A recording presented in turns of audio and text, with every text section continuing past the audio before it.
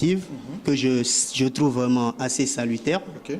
Je pense que si ça pourra se pérenniser d'année en année, on pourra véritablement corriger les imperfections donc, notées au sein du système éducatif. Okay. Alors pour revenir à la question qui m'a été posée, par rapport au cours, je vous dirais que la dissertation c'est un exercice de littérature extrêmement fondamental, je dirais même sine qua non pour la capacité, pour développer la capacité intellectuelle d'un apprenant. Un lycéen ou un étudiant, un apprenant si vous voulez, de la 11e, 12e et terminale, doivent impérativement maîtriser ce sujet. Il peut arriver dans des conditions ou même hors de l'établissement du cadre de formation qu'on leur demande de se prononcer sur un sujet précis. Ça peut même être en dialecte, en langue nationale, si vous voulez. Alors, on a besoin de savoir comment ces candidats réfléchissent. Quand ils ont une situation en face d'eux, comment ils arrivent à argumenter.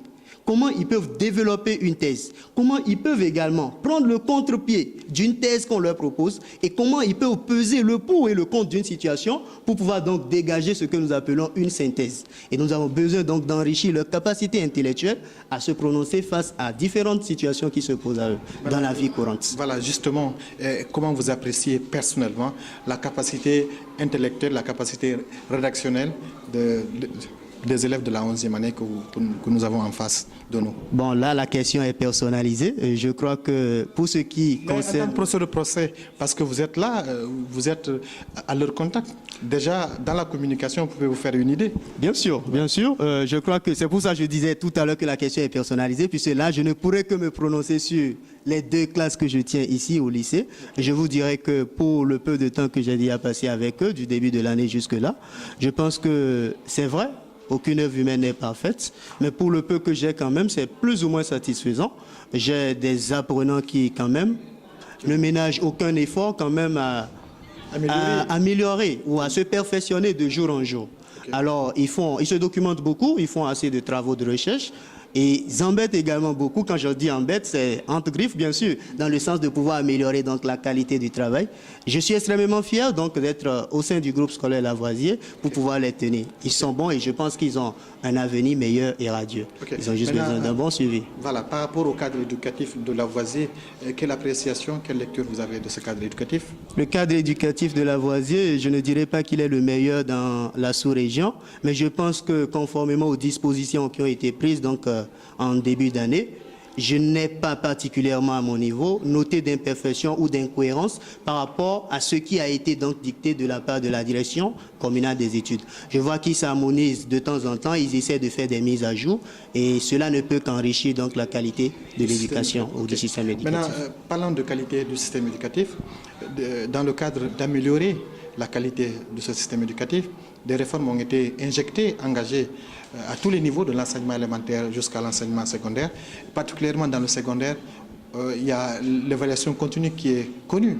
En tant que professeur de français, en tant qu'acteur de ce système éducatif, quelle lecture, quelle appréciation vous avez de cette réforme? Est-ce que c'est une bonne chose ou bien c'est une mauvaise chose? Bon, là, vous allez me permettre d'être un peu ambivalent. Ouais. Je vais vous dire que je suis peut-être pour, mais je reviendrai pour vous donner quelques imperfections que j'ai notées par rapport à ce système éducatif. Il n'y a pas de problème. Alors, en un premier point, je pense que c'est un bon système dans la mesure où ça nous permet d'évaluer le niveau de l'apprenant de façon mensuelle. Et ça nous permet donc de faire un compte rendu, un bilan partiel à chaque étape de chaque leçon dispensée. Alors, je pense que là, c'est déjà un plus, puisque dans les temps anciens, il n'est pas sans savoir que dans l'ancien système, il faut accumuler les cours pendant un trimestre, un semestre, avant d'évaluer le candidat. Alors il a peut-être oublié les leçons du mois d'octobre, de novembre, et on l'évalue qu'en juin peut-être ou en mars. Là, il a déjà vraiment accumulé assez de leçons, il a du mal à s'en sortir. Mais avec ce nouveau système, je crois qu'on les évalue au fur et à mesure sur chaque leçon dispensée. Alors, qu'est-ce que je veux vous donner comme imperfection par rapport à ce système? C'est que, vous savez, nous avons un calendrier horaire à développer tout au long de l'année. Et s'il faille qu'on soit en train d'évaluer chaque semaine, c'est quasiment une semaine de composition. Et vous voyez, préparer les épreuves, préparer les candidats à composer, corriger également les évaluations. Vous avez quasiment 3 semaines sur 4 semaines. Donc, ce qui fait que ça joue énormément sur le déroulement du calendrier.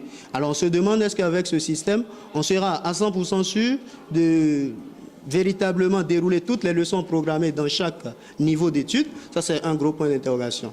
Alors, s'il y a peut-être d'approche de solution ou de proposition, j'aurais peut-être souhaité qu'on revoie un peu le système et qu'on essaie peut-être de le rendre trimestriel que mensuel. Et là, ça nous permet, non seulement nous les enseignants, d'être mieux documentés et avoir assez de leçons sur lesquelles les évaluer, mais aussi eux d'avoir suffisamment de ressources, de bagages intellectuels pour pouvoir donc se prononcer et aguerrir, suffisamment aguerrir pour la composition. Ok, il me reste seulement vous remercier. Merci pour cette observation et pour la présentation du cours. J'espère vous retrouver très prochainement dans le cadre d'une autre émission. Merci beaucoup. C'est moi qui vous remercie et tout le plaisir pour moi. Merci à vous. Merci.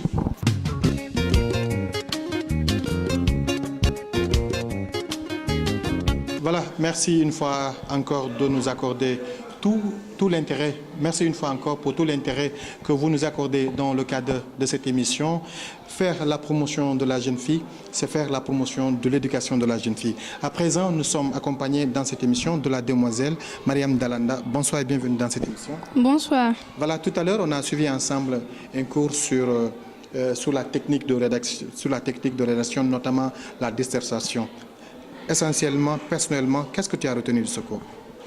Ce que j'ai pu retenir à travers ce cours de dissertation, d'abord, le sujet exposé est un sujet d'actualité parce qu'on sait qu'actuellement à Conakry, en Guinée, il y a le manque d'eau et surtout d'électricité, bien sûr. Par rapport aux démarches, aux étapes, qu'est-ce que tu as compris par rapport à la dissertation aussi? La dissertation, c'est un devoir qui est indispensable, surtout pour nous qui sommes à un niveau assez développé. On sait bien sûr que dans les autres classes, telles que le collège, on a parlé de la rédaction. Maintenant, ici, il faut développer, il faut évoluer pour mieux s'approvisionner au langage français. Ok, maintenant, par rapport au cadre éducatif de cette école, Lavoisier, pourquoi tu as choisi de faire le secondaire, de faire le lycée dans cette école? Est-ce que c'est par rapport à la compétence des professeurs ou bien c'est par rapport au cadre éducatif de cette école? D'abord, j'aimerais signaler que depuis que je faisais la 7e, j'ai été suivie par des Togolais tels que le feu M. Annie et Freeman. Donc mes parents ont vu l'évolution qui se passait, j'ai su améliorer mon niveau avec eux. Et c'est pour cela donc partout ils partent, je les suis pour qu'ils puissent mieux me former. Et puis les règles qui sont à Lavoisier, je ne pense pas, bien que notre école soit aussi petite, mais je pense aussi qu'elle est mieux expérimentée que d'autres, parce que ici, les règles qui sont là, bien, je ne pense pas qu'ils existent dans d'autres écoles. Okay. Donc c'est pour cela que j'ai suivi le système éducatif de Lavoisier. Voilà. Maintenant, est-ce que je peux avoir quelle est ton impression par rapport aux réformes, notamment l'évaluation continue? Est-ce que l'évaluation continue, c'est une bonne chose ou bien c'est une mauvaise chose pour toi? Pour les élèves, je pense que c'est une bonne chose parce qu'elle nous permet de mieux nous préparer. Par exemple, dans une semaine, on peut dispenser un cours sur la dissertation ou le commentaire composé. Maintenant, dans ce mois, on peut aussi nous évaluer sur cela, donc ça nous permet de mieux comprendre. Mais quand on dit d'attendre les évaluations pour le trimestre, il y a des leçons qu'on oublie, telles que ce que le professeur vient de dire. On peut dispenser un cours en octobre et qu'on laisse jusqu'à janvier ou bien février pour faire l'évaluation. Ça ne permet pas de mieux apprendre. Pour nous, c'est bien, mais je trouve aussi que pour les professeurs, c'est un peu surchargé au niveau de la correction des copies, bien qu'ils ne le disent souvent. Voilà, maintenant on va essayer de parler d'observation. Aujourd'hui, dans le cadre du système éducatif, qu'est-ce que tu as à lancer comme message aux responsables du système éducatif dans le cadre des cours, dans le cadre des programmes? Quelle est la remarque personnelle que tu as à faire par rapport aux cours, par rapport au programme d'études dans notre pays, ou en général au niveau de tout le système éducatif en général?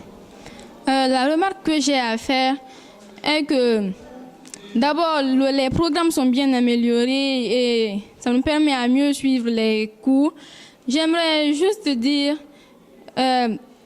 qu'il faut que le gouvernement nous Il faut qu'ils permettent aux enseignants de mieux terminer les programmes avec les évaluations par mois, c'est trop fatigant. Il faut qu'ils essayent de remédier à cette pratique. Okay. Merci mademoiselle, je vous souhaite bon courage et merci. Merci.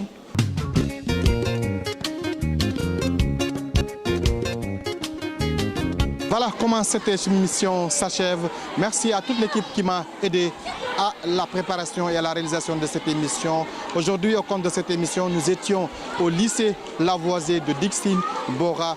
Merci à toute la grande équipe, merci aux responsables de cette école pour nous avoir offert la production de cette émission. N'oubliez pas, vos critiques, vos suggestions nous intéressent pour cela.